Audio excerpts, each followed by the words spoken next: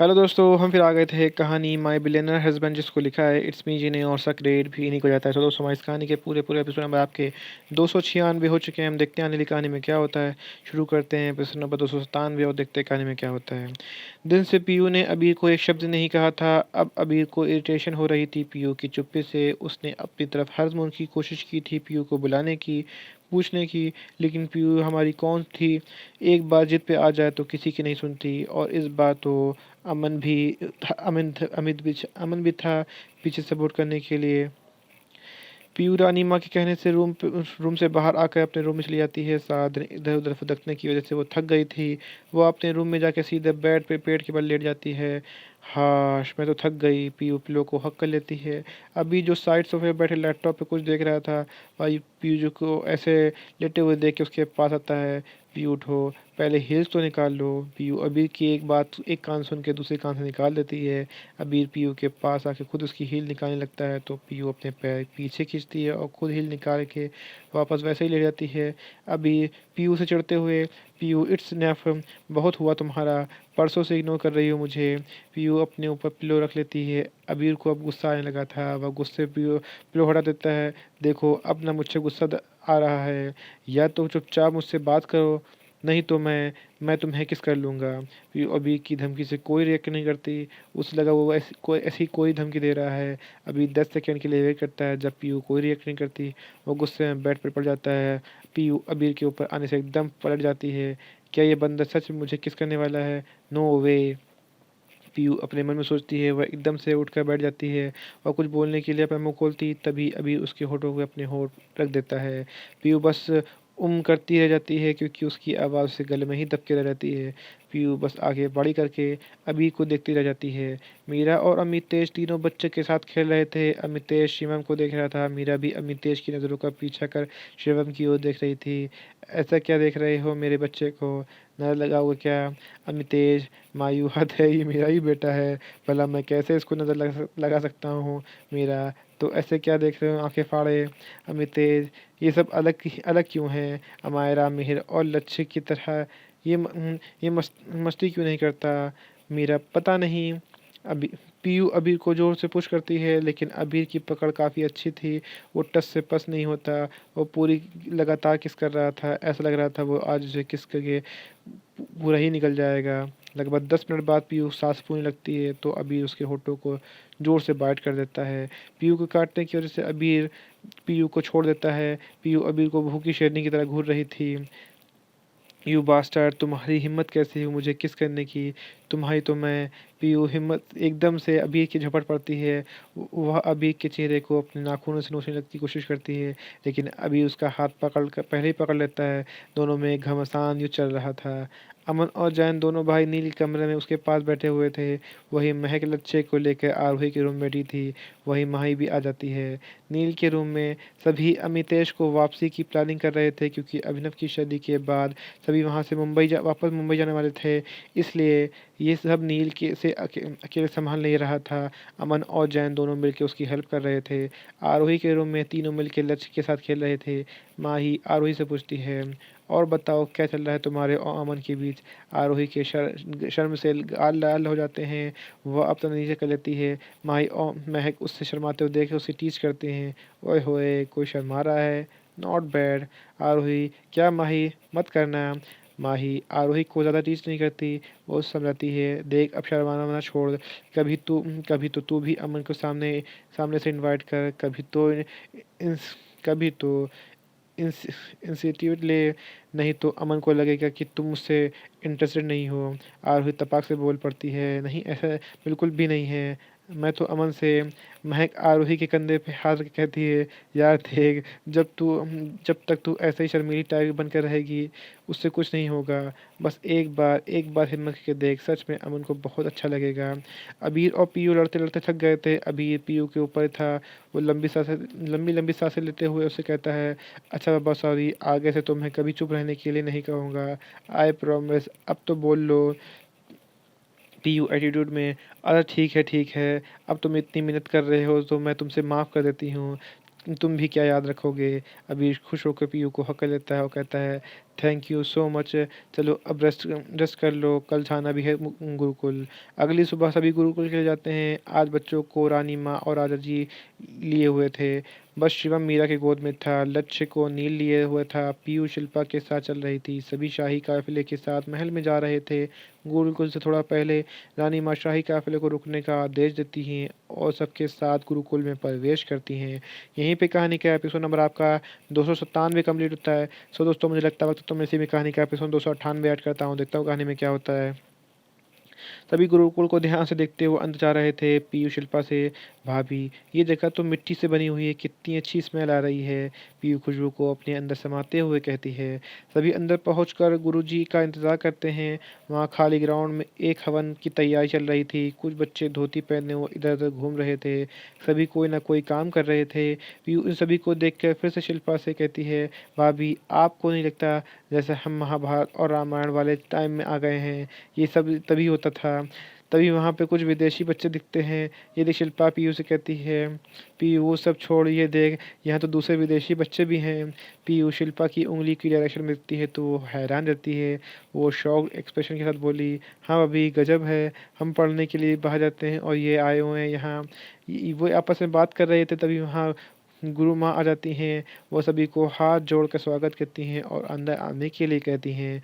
सभी हवन कुंड में एक साइड में बैठ जाते हैं। दूसरी तरफ सभी बच्चे बैठे हुए थे। तभी गुरुजी हवन कुंड के पास आकर आते हैं और वहाँ अपनी निर्धारित जगह पर बैठ जाते हैं। लगभग आधे घंटे हवन चलता है। हवन की समाप्ति पर सभी को प्रसाद देते हैं। सभी विद्यार्थी वापस चले जाते हैं। गुरुजी सभी के साथ एक बरगद के पेड़ के नीचे बैठ जाते हैं। रानी माँ का हाथ जोड़े उनसे अभिनव और शिल्पा के विवाह की शुभ तिथि की निकालने का अनुरोध करती है। गुरुजी शिल्पा से उसकी जन्म से रिलेटेड कुछ पूछते हैं और अभिनव की कुंडली देखते हैं। कुछ गणना करने के बाद सबसे पहले कहते हैं, आज से ठीक 15 दिन बाद एक शुभ मुहूर्त है और उसके 4 दिन बाद युवराज के राज्य अभिषेक का मुहूर्त भी बन रहा है। रानी माँ अभिनव और शिल्पा से पूछती है, आप दोनों को ये मुहूर्त मंजूर है? उन दोनों को जवाब देने से पहले ही पीयू बोल उठती है, ये भी कोई पूछने वाली बात है? इन दोनों का बस चले तो ये अभी है और इसी वक्त शादी कर लें। ये बोल वो ठसका लगा के हंसती है।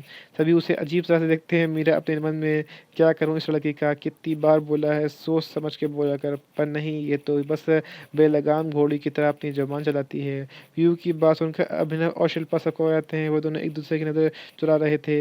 रानी माँ, हमने आप दोनों से कुछ पूछा है, जवाब दो। अभिनव और शिल्पा दोनों एक साथ बोल पाते हैं, रानी माँ हमें मंजूर है। दोनों एक बार फिर से ऑकवर्ड फील कर रहे हैं। अमन अभिनव के कान में, क्या बात है, इतनी अंडरस्टैंडिंग, दोनों का एक साथ बोलना, बढ़िया है बढ़िया है। अभिनव अभिनव को घूर के देखता है, लेकिन अमन की भी ठहरा। पीयू का कैटेगरी का उससे अभिनव के घूरने से रत्ती बराबर फर्क नहीं पड़ता। सभी गुरुकुल घूम कर देखते हैं। रानी माँ मीरा और अमितेश को अपने साथ घुमा रही थी और यहाँ के बारे में बता रही थी। जैन और माही भी इन्हीं के इन्हीं के साथ थे। बाकी की शरारत टोली राजा जी के साथ घूम रही थी। वहाँ पर लड़कियों को गुरु माँ और एक महिला साध्वी पढ़ा रही थी, जबकि लड़कों को गुरुजी। वहाँ का माहौल काफ़ी शांत और दिल को दिमाग को शांति सुकून दे रहा था। सुबह का ब्रेकफास्ट सभी गुरुकुल में करते हैं। वहाँ का सात्विक खाना बिना तड़के के, बिना मसालों के बनाया जाता था। सभी पत्तों पे खाते थे। पीयू कुछ पूछते उससे पहले गुरुजी बोलते हैं, ये कुदरत और मनुष्य को जोड़ने का काम करता है। इन पत्तों में ना तो कोई केमिकल है और ना ही कोई खतरनाक बैक्टीरिया।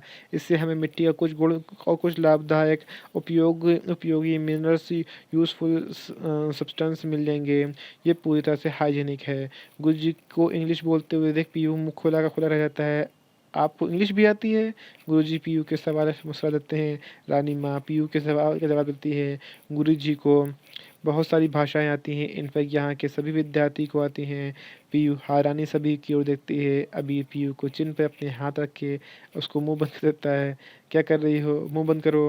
पीयू जल्दी से नॉर्मल हो जाती है। गुरुजी खाना खाने के बाद सभी को जड़ी बूटियों के बारे में बताते हैं। अभी और पीयू बड़े ध्यान से उनकी बातें सुन रहे थे। पीयू गुरुजी से, क्या मैं आपसे इन सब के बारे में डिटेल से सीख सकती हूँ? वो मुझे आयुर्वेदा में पढ़ाई करनी है। अबीर को का वैसे तो आयुर्वेदिक चिकित्सा में ज़्यादा इंटरेस्ट नहीं था, पर फिर भी एज ए डॉक्टर वो सब सीख रहा था। वो जी अभी 1 महीने बाद हम इसी विषय पर हमारे शिष्यों को पढ़ाने वाले हैं। आप 1 महीने बाद आ सकते हैं। पर आपको इन सब की तरह मर्यादा और अनुशासन में रहना होगा। पीयू झट से हाँ भर देती है। सभी अपने पुरातन कल्चर के बारे में बहुत कुछ सीखते हैं और शाम का माहौल में लौट आते हैं। सभी आज घूमते-घूमते काफ़ी थक गए थे, इसलिए महल में आते ही सीधा रेस्ट करने चले जाते हैं। शाम को सभी डिनर के टाइम इकट्ठा होते हैं। डिनर के बाद शिल्पा, पीयू, मीरा और बच्चों के साथ रानी माँ के रूम में चली जाती हैं।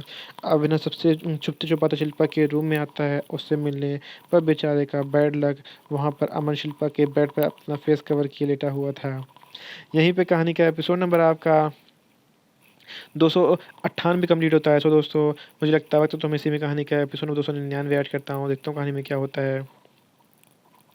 अभिनव चोरों की तरह शिल्पा के बेड पे लेटा हुआ था। लेटा लेटा हुआ था। अभिनव पूरे रूम में नजर दौड़ाता है, ये कंफर्म करने के लिए कोई है तो नहीं। जब वहाँ पूरी तरह श्योर रहता है तो यहाँ कोई नहीं है, तो सबसे पहले रूम के अंदर लॉक करता है और फिर दबे पाँव बेड की हो जाता है। वहीं अमन भी वहीं अमन भी अभिनव को यहाँ आने का एहसास हो गया था।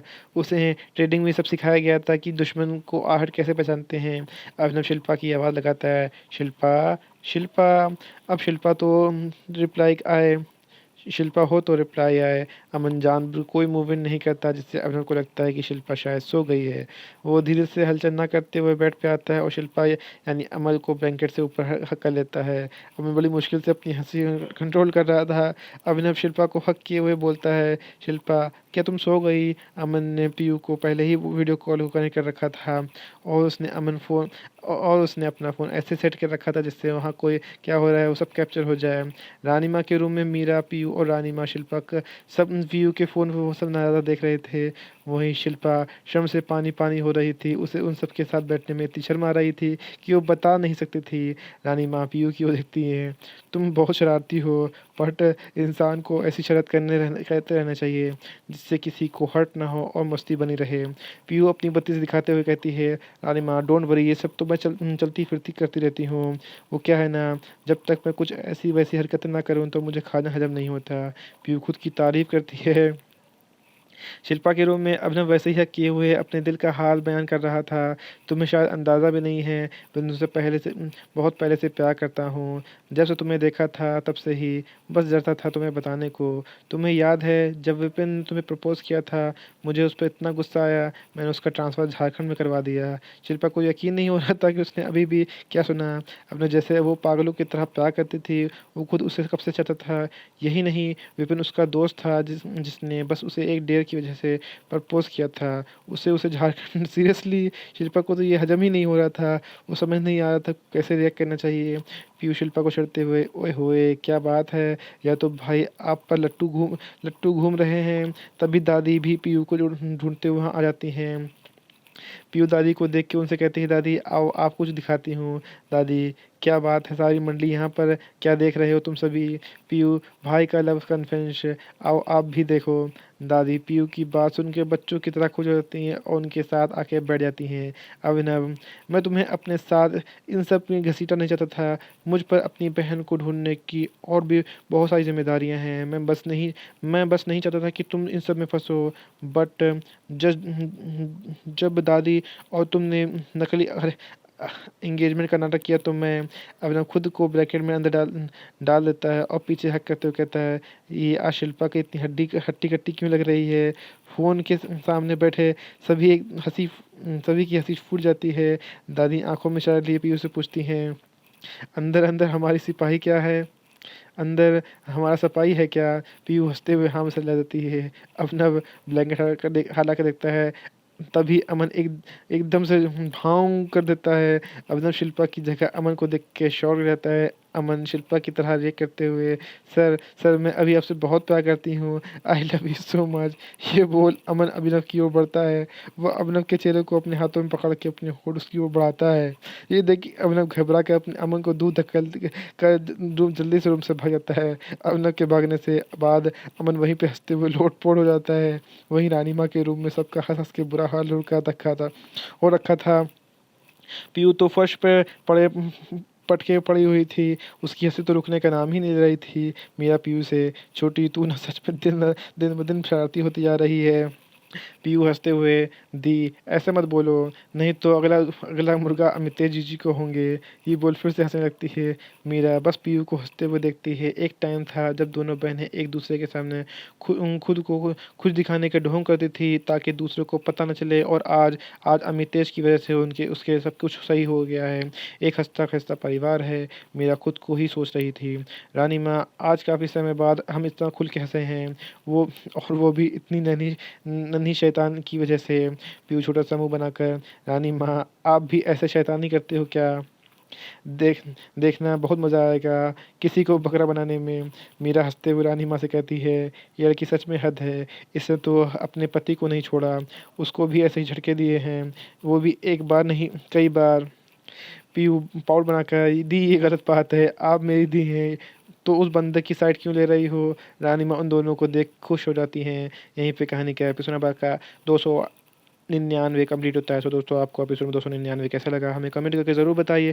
कहानी कोई ऐसा अंश ऐसा भाग जो आपको समझ में ना आया हो, आपको और पता लगा हो, तो भी हमें कमेंट करके ज़रूर बताइए। कहानी अच्छी लगी तो उसको लाइक कीजिएगा, शेयर कीजिएगा, चैनल को सब्सक्राइब करिएगा ताकि आपको हमारी आने वाली अगली वीडियो अब तक आसानी से पहुँच सके। सो दोस्तों, हम फिर मिलेंगे एक नई वीडियो के साथ, एक नए एपिसोड के साथ। तब तक के लिए मुझे इजाज़त दीजिए। धन्यवाद दोस्तों।